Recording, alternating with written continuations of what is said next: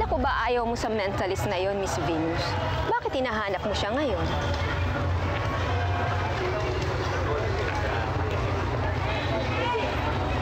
Dito nga. Sige po. So, ready kayo, ha? Excuse me. Pwede ba ako mag-volunteer sa next trick mo? Bakit? Duda pa rin ba kayo sa magic ko? Let's just say, I woke up this morning with a more open mind. Siguro dahil mahimbing ang tulog ko after my workout last night. Okay, fine. Sino may coin sa inyo? Ako po. Ito po. Salamat. Nakikita niyo to?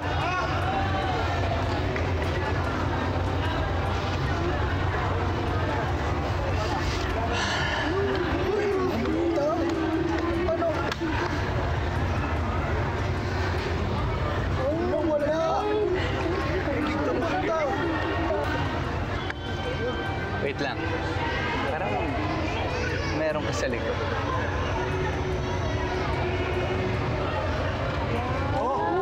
Ay, fail! Asan na yung coin?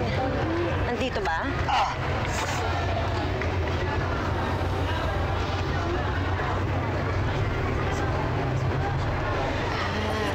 Ay, may sugat ka?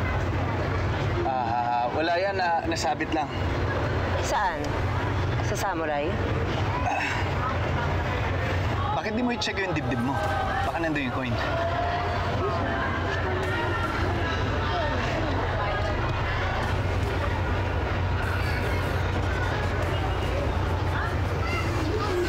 Hindi ka lang magnanakaw.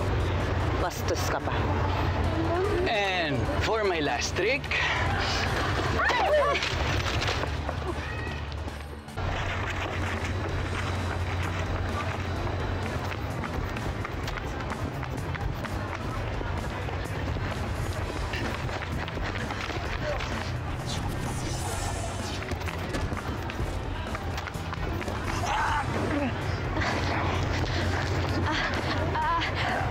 Don't worry! Part pa rin ito ng show! Sorry na. Maawa ka sa akin. Ibabalik mo sa bahay yung kinuha mo. Hindi ko dala ngayon. Wala sa akin.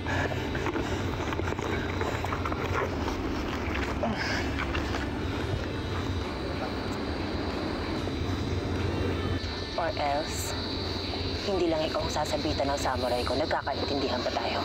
Isusoli ko mamaya. Pati susi ko, isusoli mo? Oo. Hintayin kita sa bahay ng 7 p.m. sharp.